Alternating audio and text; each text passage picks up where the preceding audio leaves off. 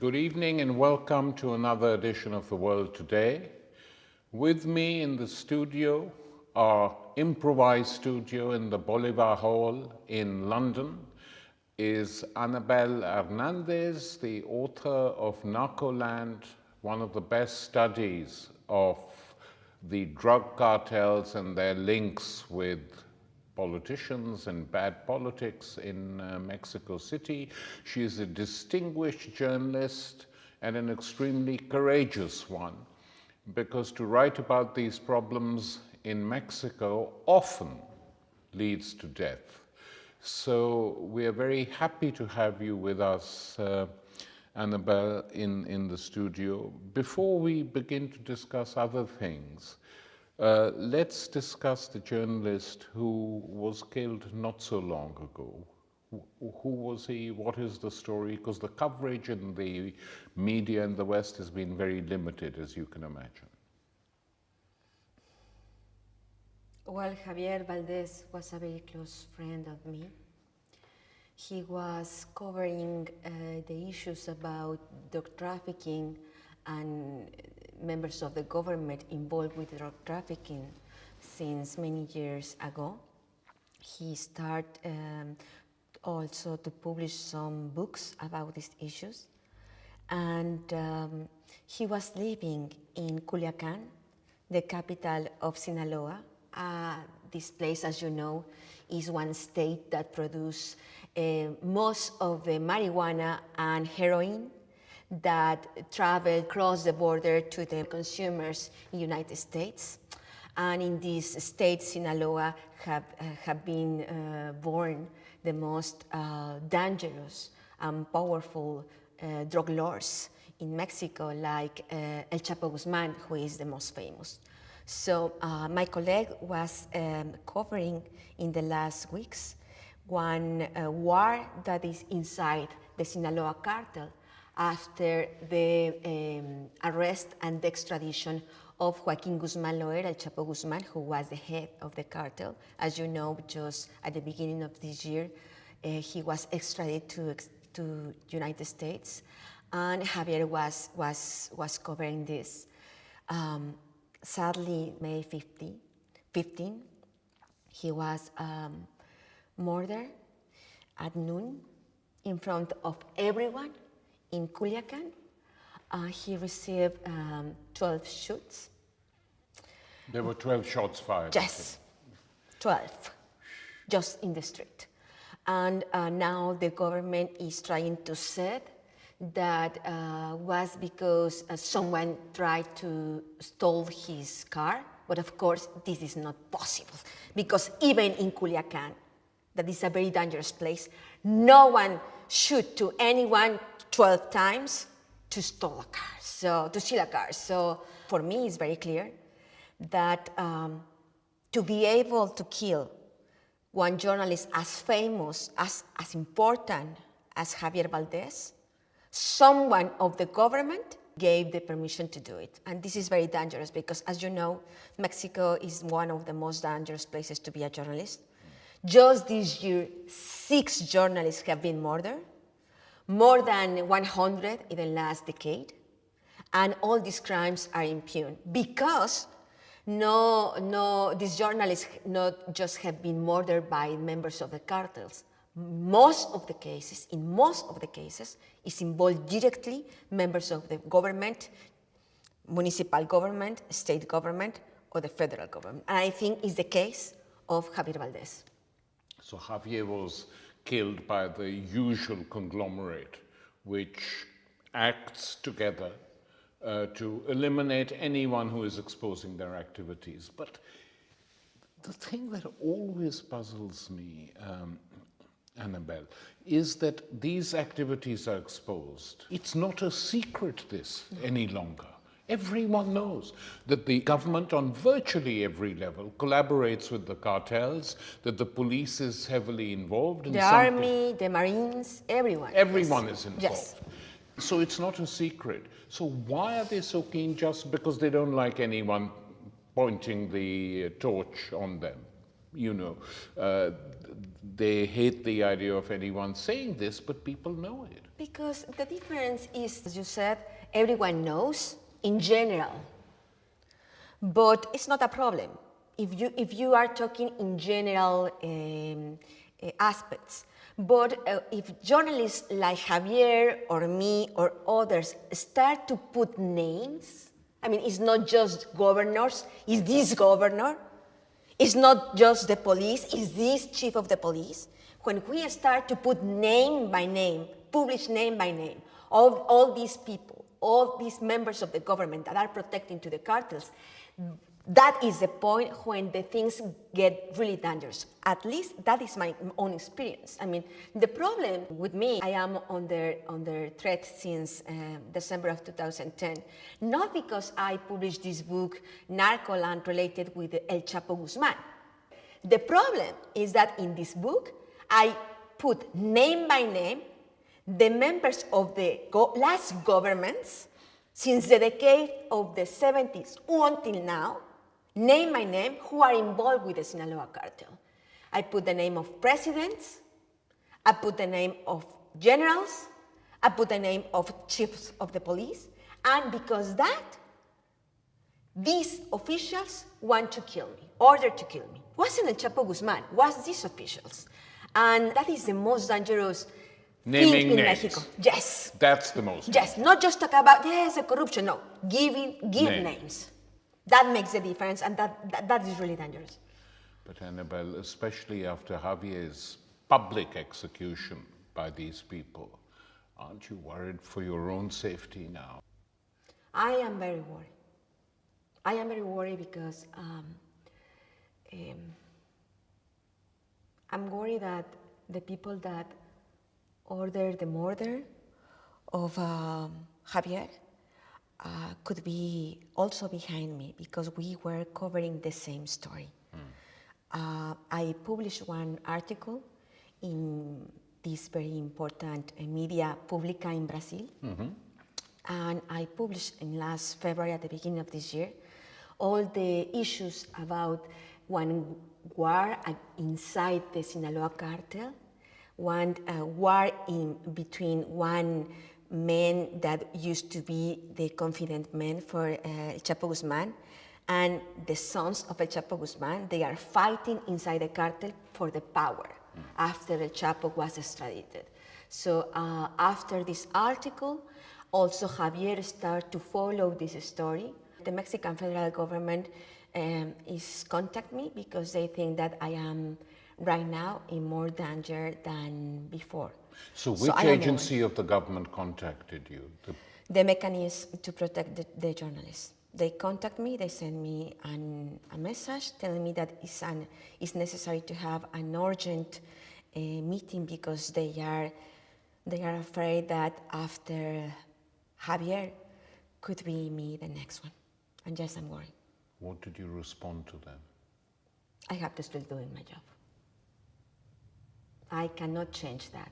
I mean, this work is not about ego or fame or these silly things. This work is about the right of the people to know the truth. If the people really understand what is happening in Mexico, the people will be free to take free decisions. When one society doesn't have free information, when the people doesn't know the truth, cannot take really good decisions. So I think that freedom express, freedom journalist is one of the most important things for any democracy. So I think that this work that we are doing, where many journalists are risking their lives day by day, is for the society, the Mexican society, expecting that this can change something. Annabelle, tell me something else. The United States, Mexico's big neighbor, have been involved through the DEA, the Drugs Enforcement Agency, through the FBI, through various other bodies, so they tell us, in trying to eradicate the drug menace, the cartels, etc. Yet, what every Mexican knows without the names, the FBI, the DEA, they must have the names of everyone involved, and yet they do nothing. Absolutely nothing for fear of upsetting or disturbing their political clients who do their bidding on many other things in South America. And so in order not to destabilize this class of corrupt, servile politicians, they talk about it, but they don't do anything, and nor do they show any interest in bringing these people, as a collective entity before the eyes of the world. Do you know why? Tell me. Because they are also involved.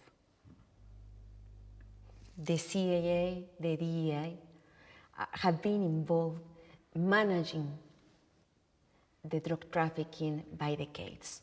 That is true. And exists documents in the Congress of USA that proves this. I published this in Narcoland, and just a few months ago, the son of Pablo Escobar just confirmed this information, that the CIA was helping to Pablo Escobar Gaviria to traffic tons of cocaine to United States, and in change of Pablo Escobar Gaviria was supporting La Contra Nicaragüense. So the CIA knows, yes, give to the American people the drugs, we open the airports, we open the frontiers, but you, part of the money that you gain, you have to give to the Contras. And just the son of Pablo Escobar Gaviria confirmed this. The CIA was involved, was in the meetings with my father. So I think that's why even, of course, the US government knows many of these names. They don't want to really destroy the business. Come on. Most of the money of the Mexican cartels is in the banks of United States. I mean, Wells Fargo, Citigroup, the American banks. I mean, HSBC here in London. I mean, everyone knows that. Millions of dollars. But what is happening? I mean, no one really wants to destroy the cartels because this illegal money that costs blood in Mexico is moving the economy in many parts of the world. That's the reality, absolutely.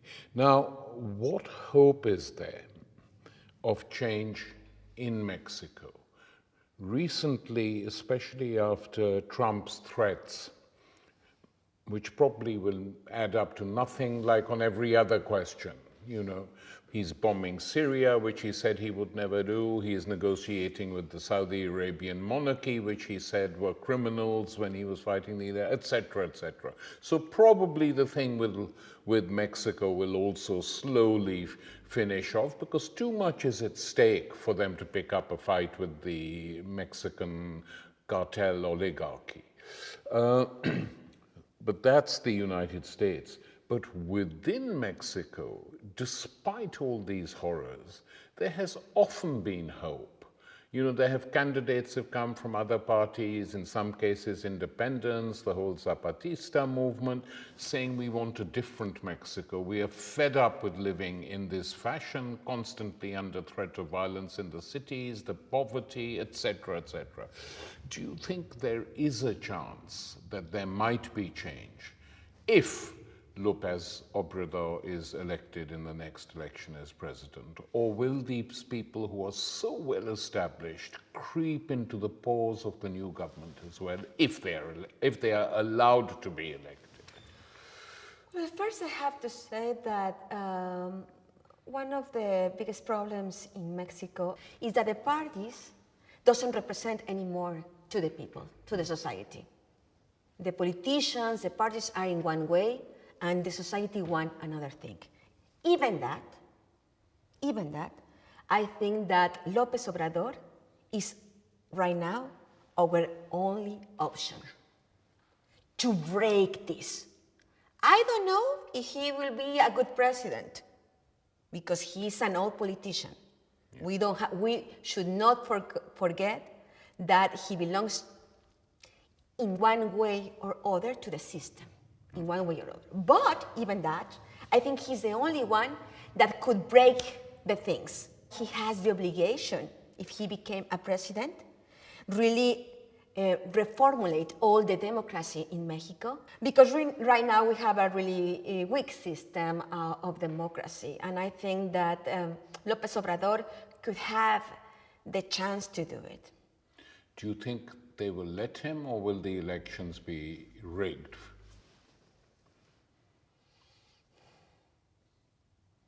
I think that right now the people is really tired. They are tired. Okay. Yeah. We have right now one good experiment in Mexico. Exists one state called Estado de Mexico. Mm-hmm. Just few weeks in the future will be the election of the governor. In this state. So this state have been always in the hands of the official party, the PRI. In this election, the people, all the preference of the votes are with the candidate of Morena, the party of Andrés Manuel López Obrador. This woman is called Delfina. I know, and I think everyone knows, everyone is conscious, that maybe she's not the most expert politician in Mexico, but the people is really tired. And even the official party and the government start to a dirty campaign against her, as they used to do with Andrés López Obrador in the last elections. Exactly. Now this dirty campaign is not working anymore, and she is still in the preference of the voters. So I think that if Delfina is able to win this election, I think that Andrés López Obrador really have a very, very big possibility to win the presidential election. Well, that would be, I mean, as you have said, even though he's not perfect, but in these days you don't find politicians who are completely perfect. It would be a huge step forward for Mexico. Absolutely. Because I think that if Andrés Manuel López Obrador became a president, the society will really be over him to force him, you promise this? You have to do it now. Exactly. I think the mind of the society will change and the society will feel empowered. That is the point.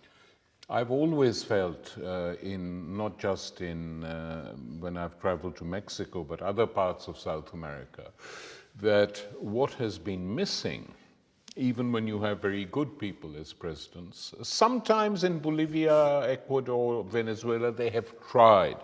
But what we should have institutionalized in a way is the elections produce a president who is promised A, B, C, D, E. Mm-hmm. We should have institutionalized popular assemblies as well.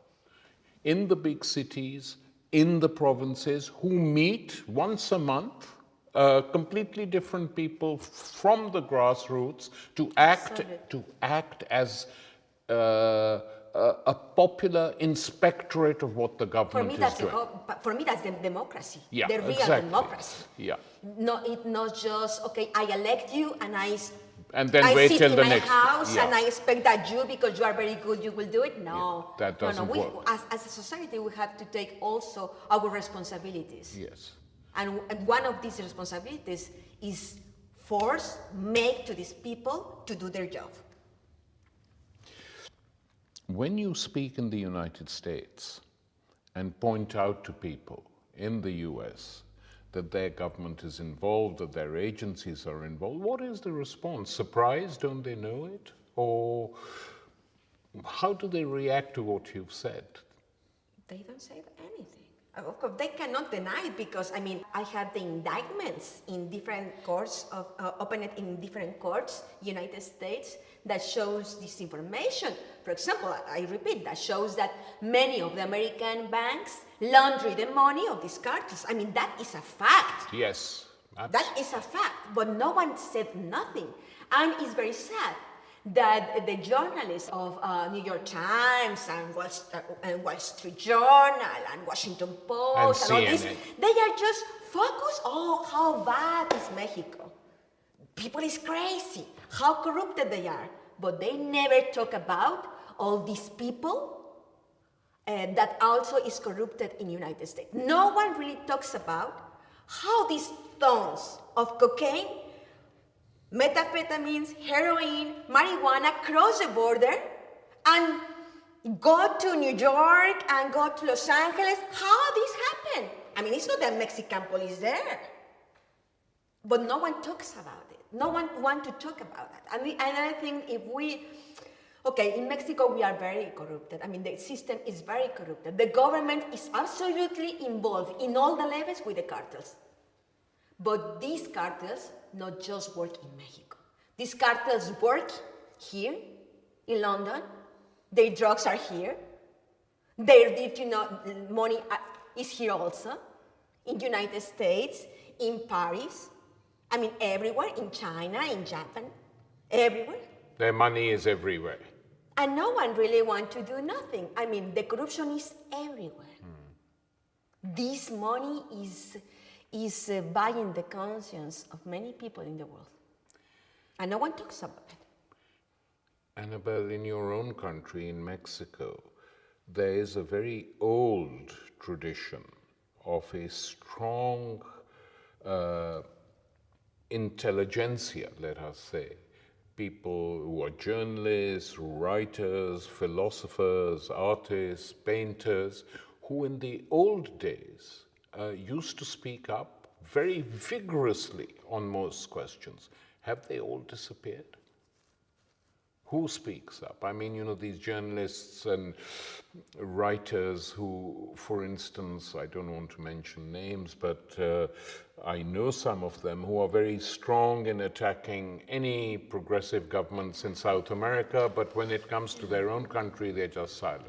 Yeah, I mean, if you talk about where's people like Frida Kahlo, or like Diego Rivera, like the Alvaro Siqueiros, people that were not just artists, they were also intellectuals, and they really speak about all the things that were wrong. Yeah. I think that they are not existing anymore. They don't exist anymore. Because the people is really afraid in Mexico. And it has an explanation. I mean, you are talking about one country where more than 28,000 people have been disappeared in 6 years. 28,000 people disappeared. We are talking about one country that more than 130,000 people have been murdered in the last decade. I mean, the humanitarian crisis in Mexico is big. So the people is more worry about survive day by day than change or speak out about the things. Do you have hope? Yes, that's why I'm a journalist. I really believe that the truth is the beginning of the liberation for any country. And I think that for the people takes time to understand the things. I think that many things have been changing in Mexico, and I think that many people is really very upset about this. Maybe they don't talk because they are scared, but I think that maybe next year, in 2018, we can see this anger, we can see this disappointment, we can see this in the next election. I hope so. And Anabel, the case of the missing students, the disappeared students, which became a huge campaign in Mexico, and on this, in some other parts of the world, there was some pressure. Was that ever resolved? Did the truth ever come out as to who was behind the kidnappings and killings of those students? I spent the last 2 years doing the investigation of the 43 missing students. I just published last December my last book, The Real Night of Iguala, where I was able to prove with documents and forensic proofs that the army, the military, the members of the 27th Battalion organized the attack against the students, and also they participate directly in the attack because the militaries were trying to recover $2 million of heroin that were hid in 2 of the buses that the students stole, ignoring that the buses has drugs. So that's why the motivation of this very focused attack. So basically what happened, the students hijacked 2 buses. Yes. In protest. Yes, they did it because they want to use these buses to go to the protest of October 2, that is to remember the massacre against the students in Tlatelolco. So that's why they took these 2 buses. And they didn't know that the buses contained illegal money. They didn't. No, illegal heroin. Illegal heroin. Was heroin with one value of $2 million. And this heroin was under the control of the 27th Battalion. Yes. So they went to get their heroin back, and they killed these That's students. why they did it. And in this attack also participate the federal police, the state police, and some members of the municipal police. The Mexican government knows this perfectly. The Mexican government, since the beginning, knows that the battalion and these federal polices were involved, but instead revealed, okay, we have here a bad group of militaries. Instead said that they protect them and they start to arrest 2 innocent people. Right now, is in jail. More than 100 people arrested, supposedly because they attacked to the students. But many of these people, more than 80% of these people, have been brutally tortured to sign confessions of one crime that they didn't commit. Just unbelievable. Let me finish with one question. Let us suppose next year some good luck comes Mexico's way and López Obrador is elected president. Let us suppose that he rings some people who are honest and truthful like yourself and says, what do you think the first things I should do to try and solve some of these bloody problems? What would be your advice?